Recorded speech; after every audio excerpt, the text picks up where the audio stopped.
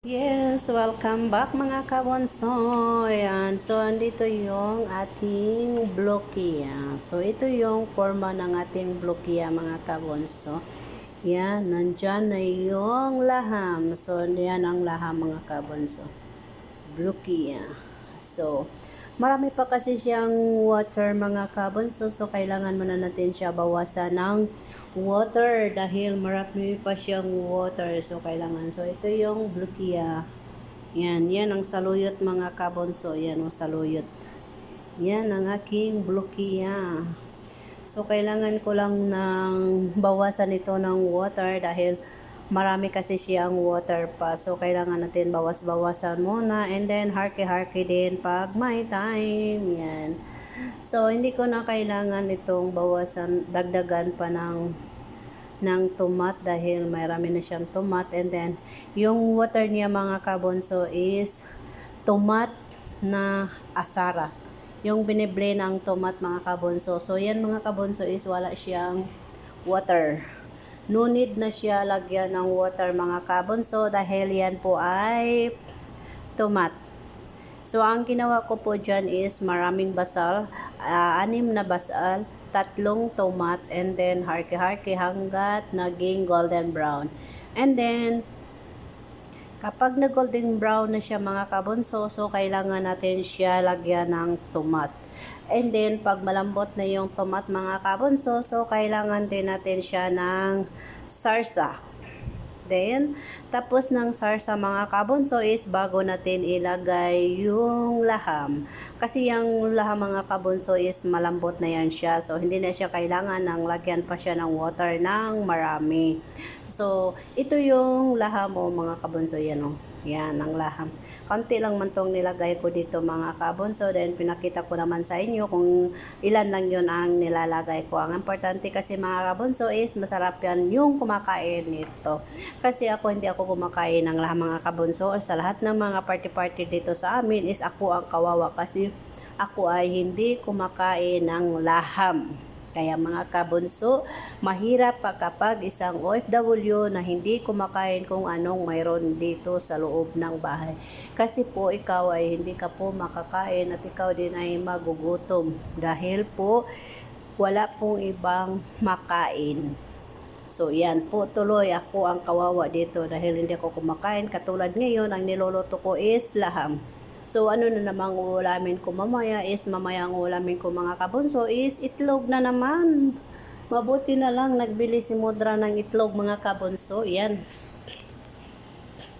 So kailangan na natin siya paano muna tayo, bawas-bawasan muna ang tubig dahil marami pang tubig siya mga kabonso. Para ilagay na natin yung blokia natin mga kabonso. Yan. So, iharke-harke natin para madali maubos yung tubig niya. Ang tubig niya is tomat ha, wala tong water. Tomat, tubig is tomat. So, wag natin lagyan ng water. Tingnan mo mga kabonso, masarap na siya tingnan mga kabonso kasi lapot-lapot na siya mga kabonso. Yan, malapot-lapot na siya mga kabonso. So, gagawa tayo ng blokia. So, yan ang blokia natin mga kabonso.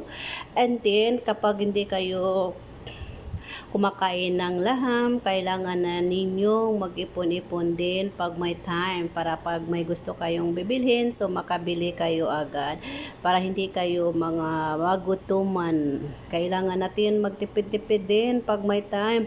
Huwag tayo puro padala sa Pilipinas kasi hindi alam ng taga Pilipinas kung ano ang kinakain natin dito at ano ang nangyayari sa atin dito. Ang alam lang ng taga Pinas is magpapadala tayo every month.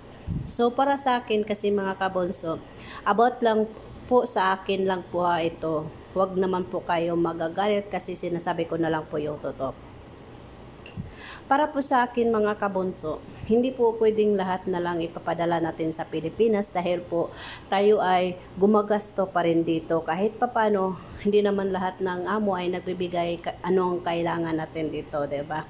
So may time talaga na gusto mong kumain ng masarap din, may time din na maisip mo mas mabuti pa sa Pilipinas kasi makakain sila ng masarap kahit papano.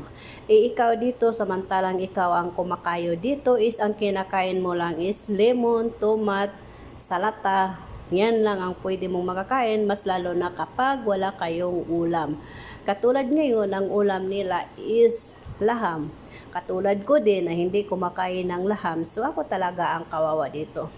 So, ang ginagawa ko po mga kabunso para po makaipon po ako kahit kaunti-unti po, hindi po ako nagpapadala lahat ng pera.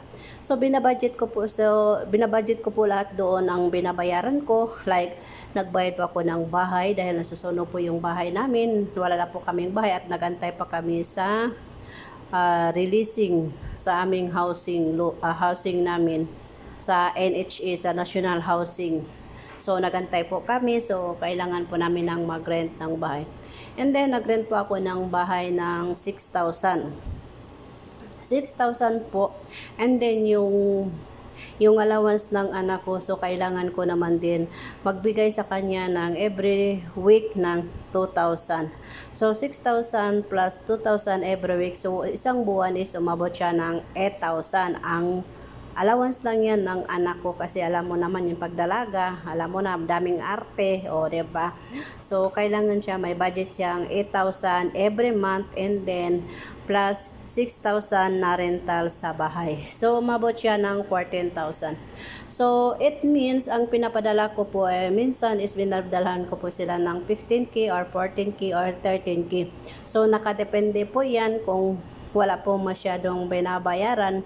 So, maliit lang po ang pinapadala ko. Minsan nga, ma-short pa dahil minsan bigla may mag-announce sa eskwela na may babayaran sila ng 2,500, 3,500, 4,500. So, diba saan ako kukuha ng pera kung ipapadala ko lahat? So, kailangan ko po mag-budget.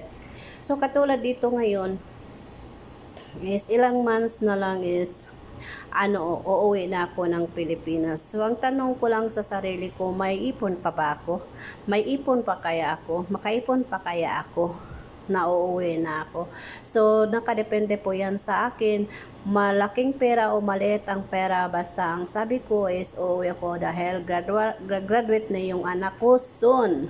So, mayroon na po akong natapos na anak na journalism. So, ang course po ng aking anak is journalism. So, kailangan ko po umuwi para po kasama ako sa pag-graduation niya. So, malaki man yung ipon ko o maliit man yung ipon ko, so kailangan ko talagang umuwi.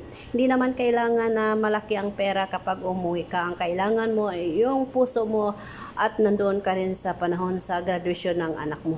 Yun naman na po ang kailangan.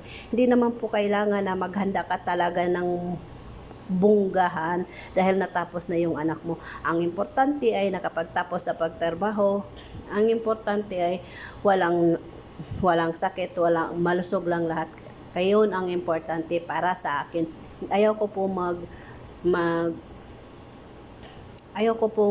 gumawa ng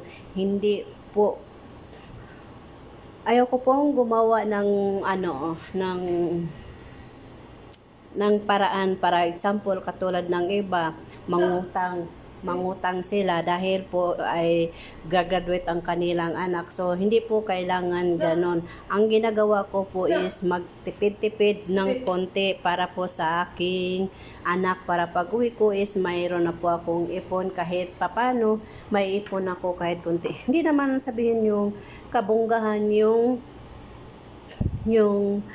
preparation para sa graduation niya. Hindi naman ibig sabihin na marami kayong pera ang dapat gagawin nyo. Diba mga kabunso? So, bilang OFW, mahirap din kapag hindi ka uwi sa tuwing kailangan ka ng iyong anak. So, ako kahit kaunti ang pera, uwi talaga ako dahil para sa aking anak. Dahil gusto ko pong makita na siya ay graduate na at nandoon ako. So mga kabunso is ilalagay na natin yung ating blokiya. Yan. Yan ang ating blokiya. Yan. So, diba mga kabunso? So, kailangan natin ng practical ngayon mga kabunso. Hindi na kailangan ngayon pasikatan dahil sobrang hirap ng panahon ngayon. So, hindi natin kailangan pasikat ng mga gagawin natin mga kabunso. Dahil tayo po ay uuwi tayo ng malapit na yan. Ilang months na lang tayo mga kabunso, tayo ay uuwi na din ng Pilipinas. So, di ba, sarap na dito mga kabunso. Wow, lapot-lapot na siya mga kabunso. Yan. And so, ganyan yan siya mga kabunso. Yan. So, ito ang gusto-gusto ng aking nanay. Yan, ang gusto-gusto ng aking mudra mga kabunso. O, nakalapot-lapot na siya mga kabunso. Yan. So, ito yung masarap na kakainin. Masarap talaga to tikman, mas lalo na kung ikaw ay gusto mo ng blokia. Yan. So, ang blokia mga kabunso is masarap po ito siya mga kabunso. Yan. So, kailangan natin is magluto ng maayos. Yan. So, yan po ang ating blokia mga kabunso. Yan. O, iharki-harki lang natin dahil ito ay madali lang ito maluto siya mga kabunso. Yan. O, diba? Yan mga kabunso. Minutes lang to siya mga kabunso. Hindi naman to siya kailangan talaga na lapot na siya mga kabunso. Kasi kailangan din natin. Sarap talaga to pag hindi lang ito laham ang nilalagay. Kumakain ako nito. Kaya lang laham ang nilalagay, so wala akong choice kung hindi ako kumakain nito. Kawawa naman yung kadaman yung mga kabunso. Yan. So yan mga kabunso, mikos-mikos lang tayo pag may time. Diba ang sarap oh. Sarap talaga to higop-higopin mga kabunso. Sayang, hindi naman ako kumakain nito. Kaya yan tuloy, hanggang luto lang tayo mga kabunso. Ako ay wala akong makain ngayon mga kabunso dahil ako ay walang ulam. Kawawa ang kadama, kawawa ang kusinera, walang ulam kasi hindi po ako kumakain ng laham mga kabunso. Kawawa naman yung kadaman yung mga kabunso. Yan. Yes mga kabunso, tatapusin na natin ang video na ito dahil ako ay natapos ng magluto mga kabunso. Kaya mga kabunso, ingat, God bless and bye-bye. See you next video mga kabunso. Yes mga kabunso, don't forget like, share, and click the notification bell for more update ng aking mga video. Kaya ingat, God bless, and bye-bye. See you next video mga kabunso. Bye-bye, ingat. So ito yung rice ko. Wow, masarap. Yan ang rice ko mga kabunso. Yan ang rice. Yan ang rice ko. Kaya ingat, God bless, and bye-bye.